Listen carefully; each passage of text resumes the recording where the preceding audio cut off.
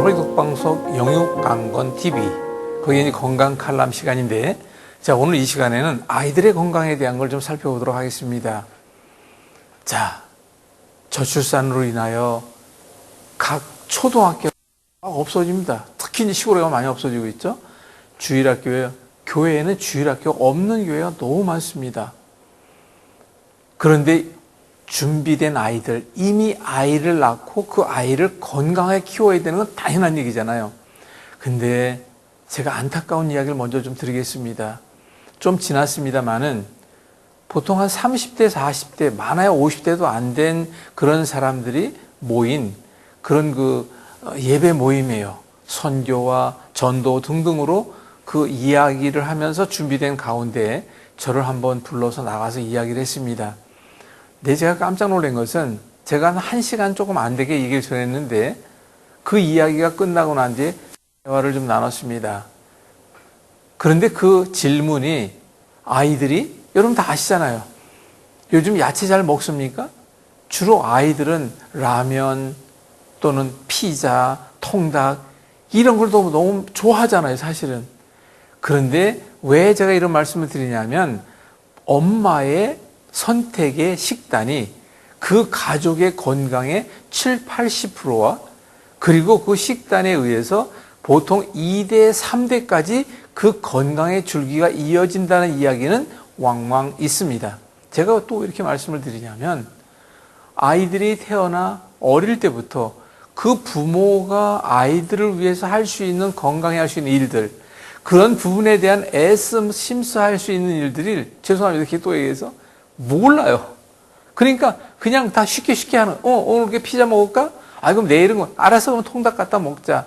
이러다 보니까 이게 한 번, 두 번, 세 번 습관이 되니까 아이들의 입맛이 다 버린 거예요. 그런데 중요한 것은 그 아이들의 건강에 문제가 온다는 거예요. 근데 지금 보통 우리가 30대, 40대 그 젊은 친구들도 그 어린 시절을 건강하게 자라지 못했을 나이입니다. 왜? 그때는 다 힘들고 어렵고 그때도 라면 좋아하고 다 그러시다니까. 참, 그래서 제가 안타까움에서 말씀을 좀 드립니다. 부모가 그 아이의 건강의 대부분을 책임지고 있는데 이런 말이 있잖아요. 아이들은 부모의 뒷모습에 배우고 있다.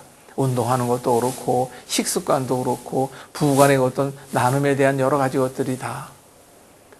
그냥 거두절미하고 한마디로 말씀을 드리고자 하면 그 엄마, 특히 그 엄마가 이러한 건강의 지혜에 대한 것이 너무 없다는 거예요. 지금 건강 정보가 홍수를 이루고 있고 우리가 유튜브 등등에서 보게 되면 굉장히 많이 하고 있는데 아이들에 대한 건강을 일컫고 이렇게 해야 된다는 구체적으로 제대로 생활 속에 전하는 이야기들이 많지 않음에 대한 것을 안타까움을 느끼고 있어요. 그래서 제가 그날 강의가 다 끝나고 나는데 아이들의 그 질문을 받고 그 엄마로부터 질문을 받는데 아토피, 알러지 많습니다. 그리고 아이들이 잔병 치료를 너무 많이 하는 거예요. 그러다 보니까 그 엄마들도 신경을 많이 쓰죠. 근데 안타까운 것은 그 엄마들 또한 건강이 좋아요. 물론 요즘에는 같이 맞벌이 하는 가운데 여러 가지 하다 보니까 그럴 수밖에 없기도 하겠지만 엄마가 먼저 깨우쳐야 한다는 것을 꼭 좀 말씀드리고 싶습니다. 그러면 어른들이 건강한 것과 아이들이 건강을 지켜나가기 위한 방법 큰 차이는 안 나요. 왜 그러냐고요? 자, 봅시다. 잘 먹고 잘 싸고 잘 자고 마음 편히 몸 따뜻하게 운동하면서, 그게 어른만 그렇게 하는 겁니까? 아이도 똑같은 거예요. 단지 부모가 아이들에게 그 모습들을 보여주는 겁니다. 그리고 부모가 그 아이들이 어렸을 때부터 그런 습관을 들여가야 한다는 거예요. 근데 이미 그 아이가 이제 초등학교를 다니고 중학교를 다니고 있다. 그런 집이라 할지라도 지금도 늦지 않았어요. 가랑비에 옷 젖는다고 이제 반대로 생각하여 그 아이들의 건강에 대한 것을 이야기를 해버릇해야 합니다. 다음에 건강이, 너가 지금 알러지로 고생하고 있지 않니? 그것이 나으려면 이렇게 해야 한단다. 너는 앞으로 네가 대학을 다니고 군대를 가야 하고 나중에 성인이 돼서 가정을 꾸리고 할 때 건강을 원하고 싶니? 그거 싫다고 할 아이가 누가 있겠습니까? 그럼 적어도 건강한 몸을 만들기 위해서는 그 또한 공짜가 없는 거란다. 그리고 이제 그에 대한 설명을 하는 거예요. 우리 몸이라고 하는 것은 피가 굉장히 중요한데 그 피를 만드는 음식이 바로 선택한 음식을 통해서 피를 만드는데 그 선택한 음식이 피를 깨끗이 만들지 못하는 음식을 선택하여 매일 그것을 먹는다면 피가 깨끗이 못하면 우리 몸의 모든 세포는 그 피를 먹고 사는데 그 세포는 어떻게 되겠니? 이런 이야기를 수시로 좀 예쁘게 가능하면 가볍게 이렇게 좀 전해주기를 귀에다가 자꾸 들려주도록 얘기를 해야 돼요. 그러면서 그 아이는 변비로 고생하고 있다. 그 변비로 고생하고 있는 아이에게는 그 변비를 해결할 수 있는 방법을 제시하는 거예요. 네가 이걸 이렇게 조금만 하면 변비로 인해 고생하는 거 이렇게 바뀔 수가 있단다. 그리고 너가 지금 변비로 고생하는 이것이 앞으로 너의 몸에 얼마나 큰 해가 되고 앞으로 한번 상상해 보렴. 또 어떤 이들은 아이는 감기가 너무 오는 거예요. 맨날 비염으로 고생합니다. 또 어떤 애들은 그런데다가 진짜 아이들 중에 가장 심각한 아이들은 몸에 그러한 문제는 제가 이건 이제 부모님들께 말씀을 드리지만 우리 몸의 오장육부 내장과 우리 몸의 모든 문제는 직결되어 있고 성격도 습관도 취향도 오장육부와 함께 맞물려 돌아가고 있다는 것은 이 시간에 그런 말씀을 다 드릴 수는 없지만 반드시 돌아갑니다. 한 가지만 예를 들을까요? 우리 집 아이가 너무 짜증을 잘 내요. 화를 잘 냅니다. 그럼 왜 짜증을 내고 왜 화를 내는지에 대한 것은 한번 되돌아보시기 바랍니다. 그 아이는 분명히 너무 말랐다든가 아니면 변비를 고생한다든가 위장에 너무 소화가 안 된다든가 반드시 그런 게 있어요. 요즘 아이들이 또 보게 되면 식습관도 중요하지만 부모가 그걸 가리킨 거나 다름이 없는 것 가운데 하나가 1시, 2시 돼서 잡니다. 그리고는 또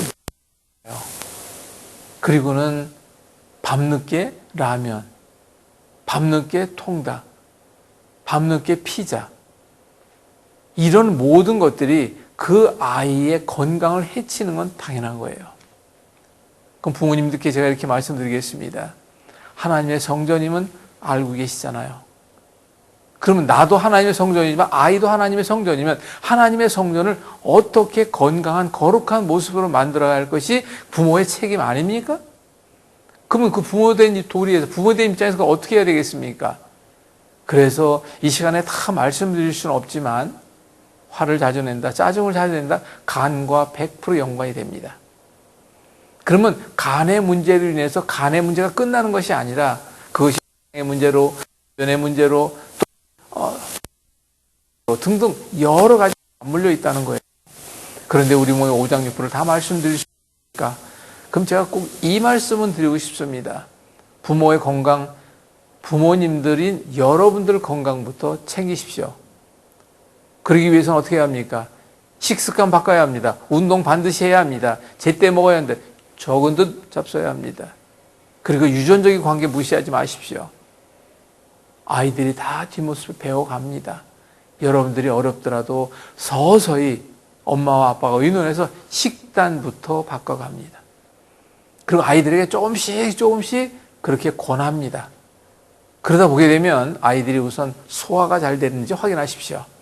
대변은 반드시 확인해야 되는데 대변 화장실에 너무 오래 있는지 아니면 변비가 심한지 반드시 체크합니다.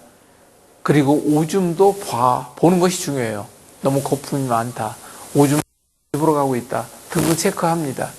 중요한 건 자는 동안에 잠꼬대를 많이 한다. 꿈을 많이 꾸는지 비몽사몽 일어났다. 자기 혼자 다니고 있다. 이런 아이들도 있어요. 그리고 잠을 잘 잤다면 아침의 컨디션을 꼭 물어봐야 합니다. 그 아이들이 피로도 얼마나 피로해하고 있는지 이런 부분에 대한 걸 엄마가 끊임없이 체크하고 가능한 아이의 건강 일기라는 일지를 체크해야 합니다. 오늘 대변은 어땠다. 오늘 운동은 이런 걸 했다. 오늘 음식을 이거 먹었는데 대변은 어땠다든가 밤에 이렇게 못 자던 아이가 잠을 잘 자고 있다든가 아침에 보니까 굉장히 기운이 살아난다든가 또는 그 아이가 말하는 말투가 변했다든가 힘이 있어 보인다든가, 감기를 그렇게 달고 살던 아이인데 감기가 점점 떨어져 간다든가, 이런 부분에 대한 걸 체크하십시오.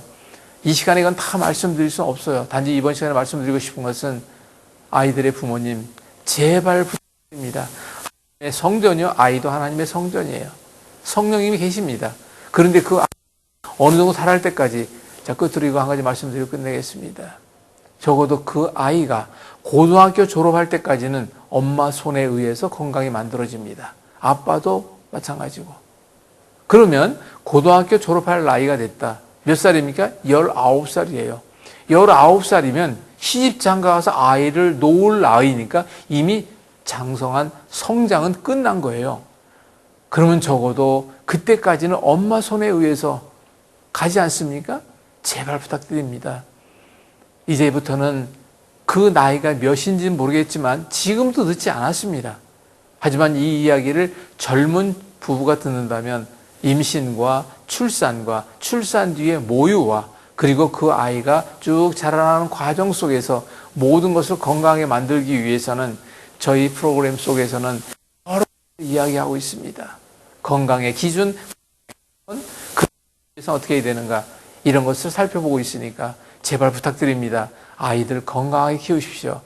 그 아이들 귀하게 얻었잖아요. 아이들이 지금 너무 없는 상황 속에서 그 아이들만이라도 건강하게 자랄 수 있도록 우리가 정신 차려 기도하면서 여러분들이 함께 가고, 그리고 잘 모르시는 분들은 얼마든지 연락하십시오. 아이가 어떤 문제가 있다 질문하십시오. 괜찮아요. 아이들을 위해서 무언가 일을 해야 한다면 얼마든지 제가 하도록 준비하겠습니다. 꼭 잊지 마십시오. 비영리법인 글로벌 기독방송 GGB TV 방송 5년이 넘도록 제가 후원에 대한 이야기는 한 번도 드린 적이 없습니다. 그런데 몇몇 분들이 마음의 감동에 의해서 하게 되는데 왜 그러냐는 그런 말씀이 여러분이 계셔서 제가 안 되겠다 싶어서 이제는 미리 감사드리며 인사드립니다.